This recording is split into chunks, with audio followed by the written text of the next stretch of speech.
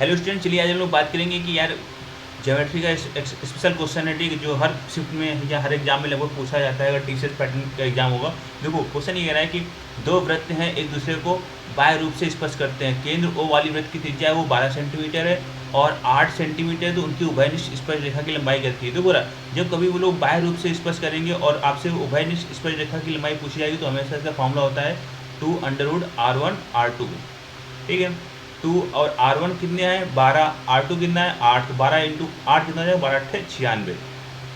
इसमें से क्या करेंगे, इसको लिख सकते हैं 16 छः 96, तो 4 अंडर बाहर आ जाएगा और ये हो जाएगा 6, यानी 8√6 हमारा आंसर, ठीक है।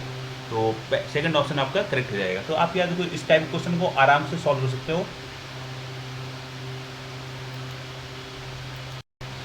देखो यार इसी पैटर्न में जो भी एक कॉन्सेप्ट आपको समझाया है, इसी पैटर्न में आपको दूसरा क्वेश्चन दे रहा हूँ, ठीक है। कह रहा है कि यार दो वृत्त एक दूसरे को बाह्य रूप से स्पर्श करते हैं, ठीक है, सेम कॉन्सेप्ट है। उनके केंद्रों के बीच की दूरी है वो 14 सेंटीमीटर। यहाँ पर इन्होंने जो केंद्रों के बीच की दूरी है वो दे दी है 14 सेंटीमीटर, ठीक है। तो कह रहा है कि यदि एक वृत्त की त्रिज्या 8 सेंटीमीटर है, दूसरे वृत्त की त्रिज्या क्या होगी, अब समझो रहा। एक दूसरे को क्या कर रहे हैं, वो बाह्य स्पर्श कर रहे हैं, ठीक है। उनके केंद्रों के बीच की दूरी कितनी है 14 है। अब एक की डिस्टेंस कितनी हो गई 8 हो गई, दूसरे की 40 होगी, ठीक है। याद रखना कि जो अगर बाह्य स्पर्श कर रहे हैं तो R1 प्लस R2 होता है टोटल डिस्टेंस, ये याद रखना, ठीक है। अगर आंतरिक स्पर्श कर रहे होंगे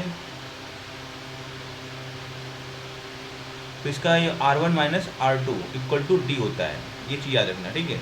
बस इसमें कुछ नहीं करना था, आपको D की वैल्यू दी हुई है 14 सेंटीमीटर, R1 की वैल्यू आपको पता है यार 8 है, दूसरे की क्या है R2 कितना हो जाएगा 6 सेंटीमीटर, ये हमारा आंसर हो जाएगा, ठीक है।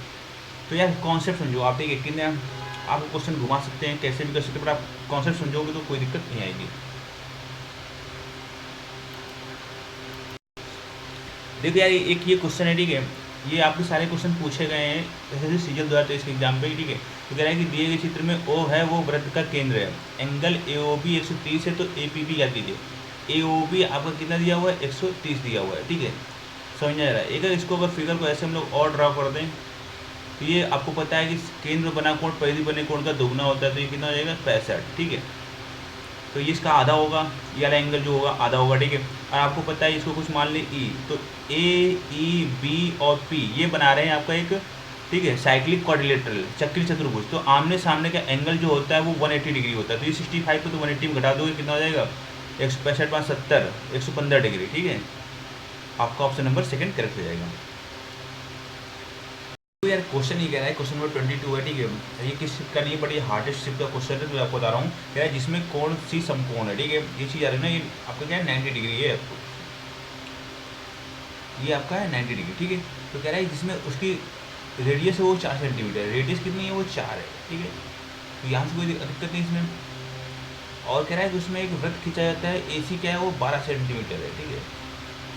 तो यार एक चीज़ समझो आप, हमें CB मान निकालना है। तो यार ये 12 सेंटीमीटर है, तो मतलब हमको एक ट्रिपलेट लेना होगा जो 12 के मल्टीपल पे आता होगा, ठीक है। तो जरा एक अनुमान लगाते हैं 3 4 5, तो अगर इसके 4 गुना कर दो, 4 के 12, 4 को 16 और 4 पंचे 20, ठीक है।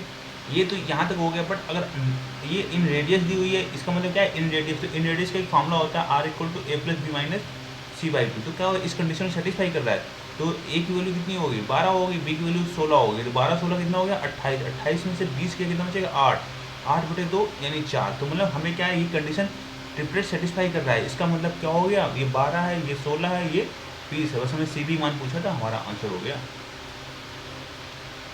सॉरी CB मान पूछा था तो 16 आएगा, सॉरी, ऑप्शन नंबर चौथा।